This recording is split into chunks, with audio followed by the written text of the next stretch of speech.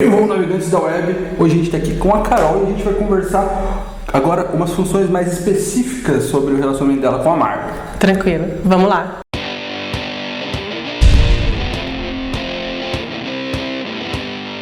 A gente sabe que você trabalha com a Marvel, a editora da Marvel. A gente queria saber um pouco mais como que é o relacionamento do editor com a Marvel, da Panini com a Marvel, como que funciona?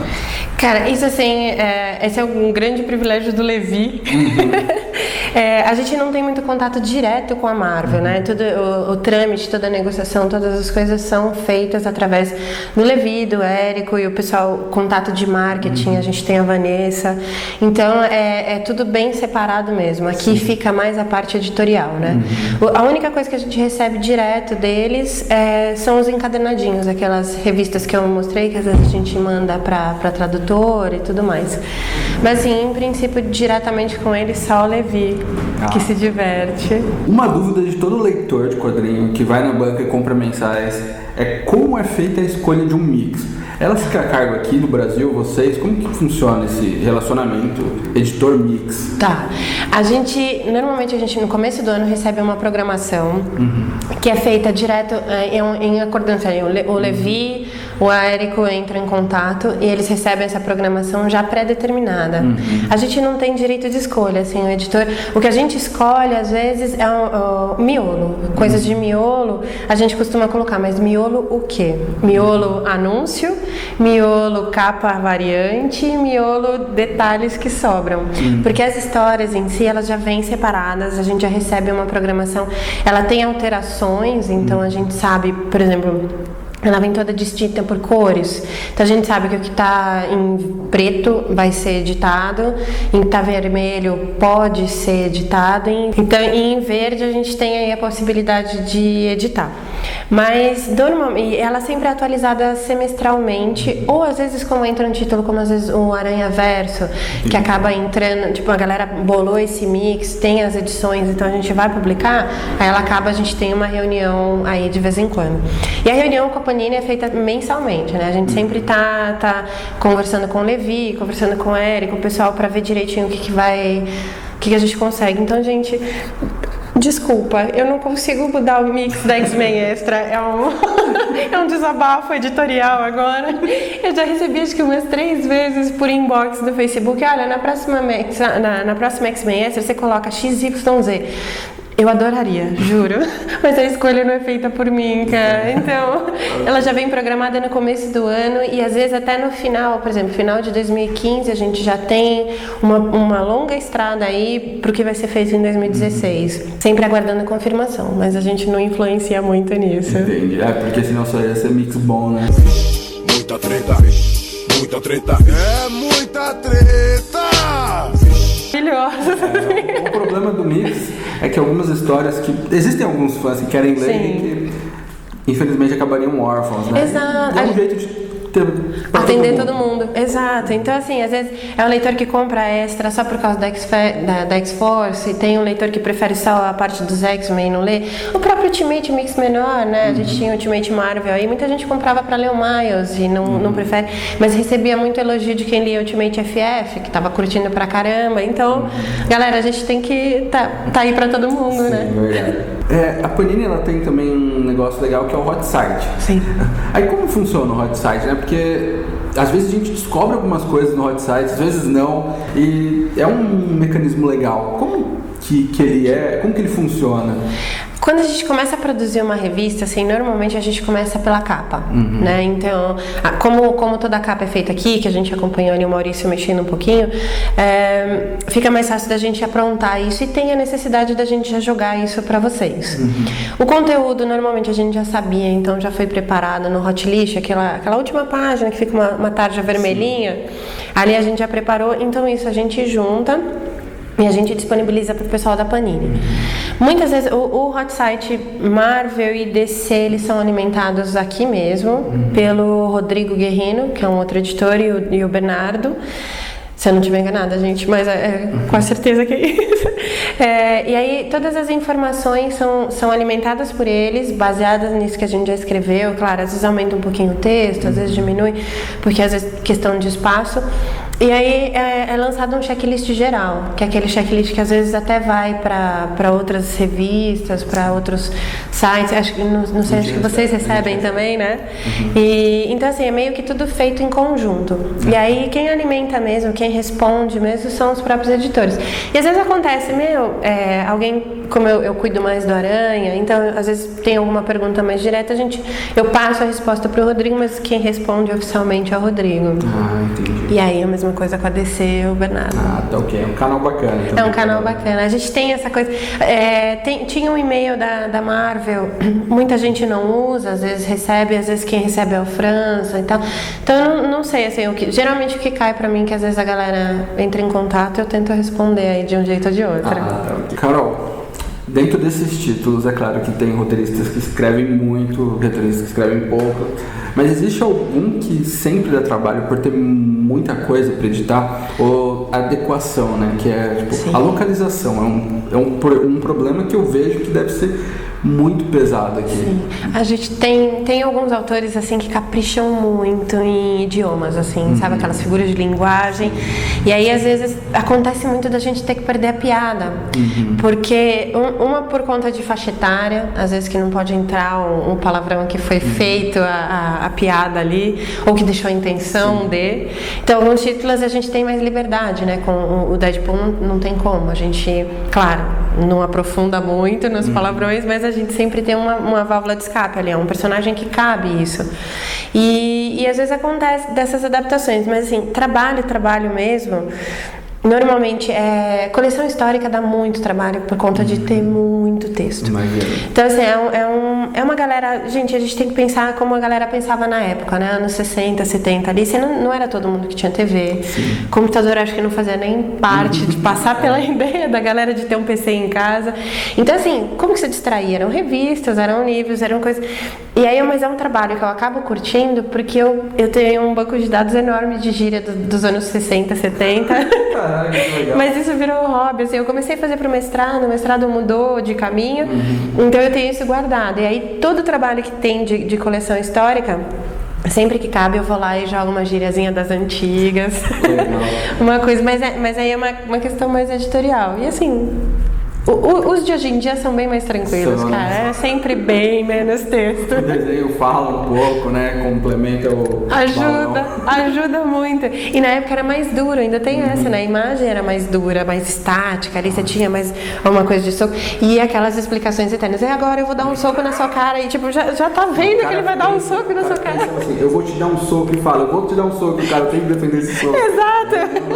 É muito balão, mas realmente é o lance da época, né? Exato. E a questão de ter sido feito para criança, né? Criança tem esse lance de aprendizagem com repetição.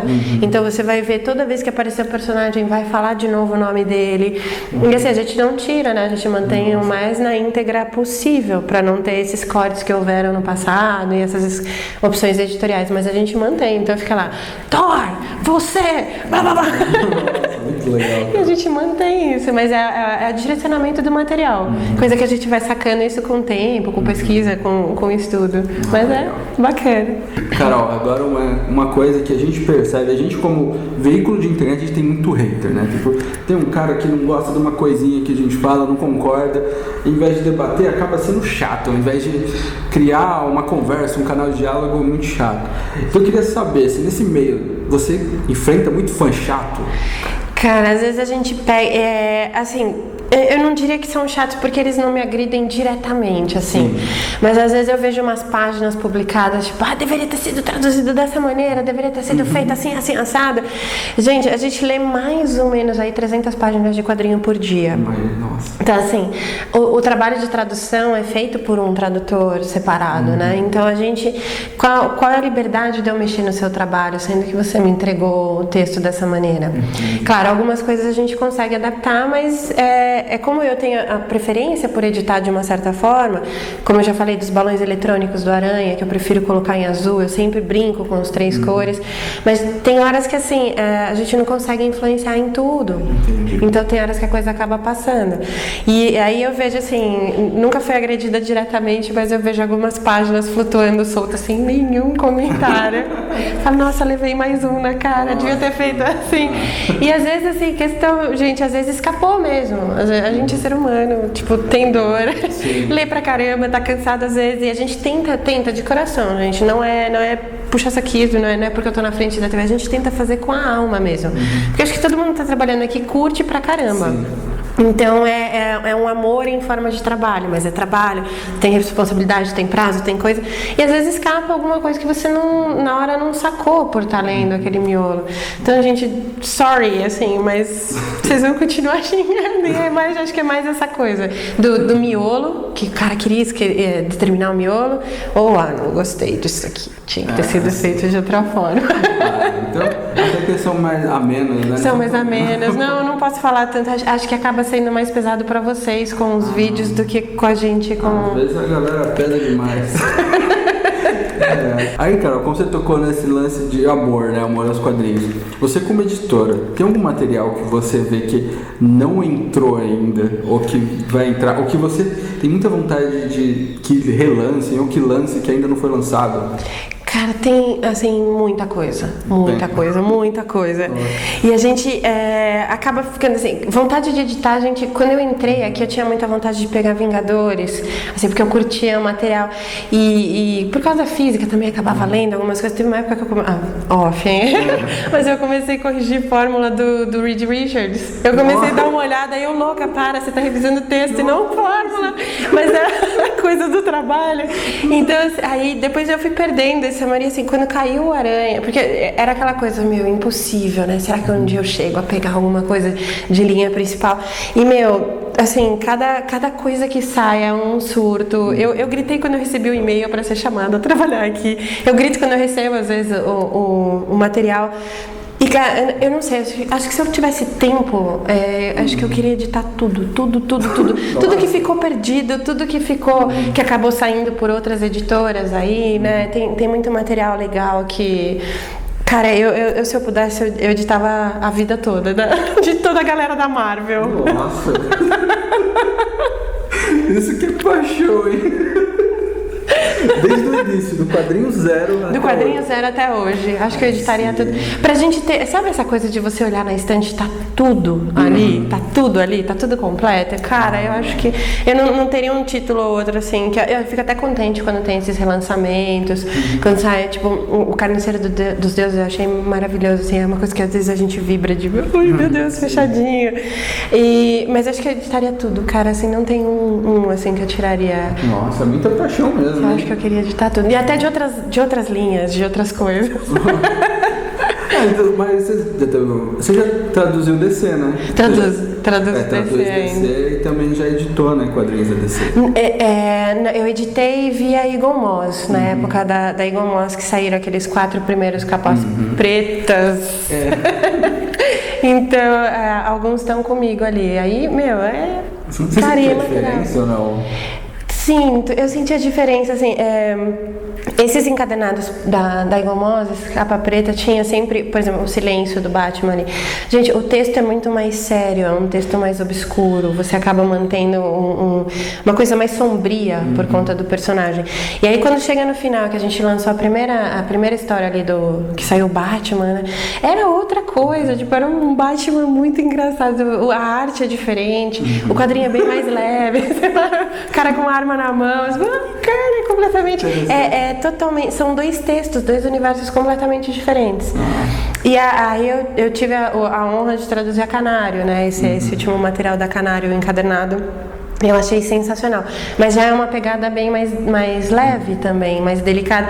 E aí, como são muitas meninas conversando, dava pra colocar a voz, né, das muitas meninas ali, o jeito de falar. Então é bem bacana, é um trabalho muito legal, assim. Por isso que eu falo, cara, eu realmente acho que eu editaria tudo. Você trabalha muito com os títulos divertidos da Marvel. Quando você trabalhou com o Batman, você apagava a luz e sumia, assim, quando você estava falando com as pessoas? Eu juro que eu fico mais quieta. Eu ficava mais quieta. Era uma coisa assim, uma responsabilidade. Cara, é o Batman, né? Assim, não posso. Então, a gente acaba ficando mais silencioso. Sim, mas eu ando assim, às vezes pelas sombras, dou uma escondida. Bom, galera, galera, então esse foi o nosso bate-papo aqui com a Carol, que já é distopia, né, Carol? Eu vou exigir uma cadeira cativa aqui. Já cobrei ela de criar um bordão aí pra abrir os vídeos, porque tá faltando. Vou pensar, eu prometo que eu vou Você pensar que trabalha no com os próximo. heróis, aí tem várias coisas. Amigona da vizinhança, sei lá. Vou pegar. Pode ser. Vou pensar alguma coisa com a Jéssica. Vou ver se dá. Bom, então esse foi o nosso vídeo aqui, conhecendo um pouco mais sobre o lado pessoal da Carol, com a edição, com os quadrinhos. Então se você curtiu esse vídeo, galera, tá esperando o quê? Dá logo esse like, compartilha esse vídeo nas redes sociais, e é isso aí. Um grande abraço e falou!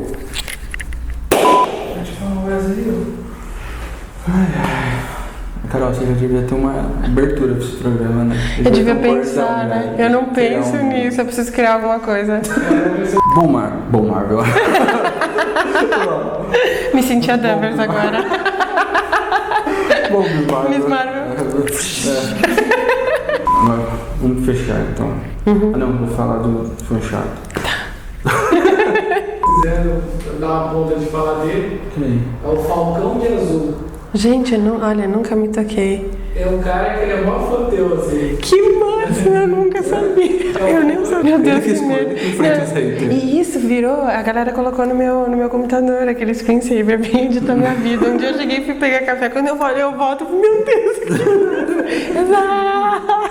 Editar minha vida. Vem editar minha vida, Carol. Pode ser com você.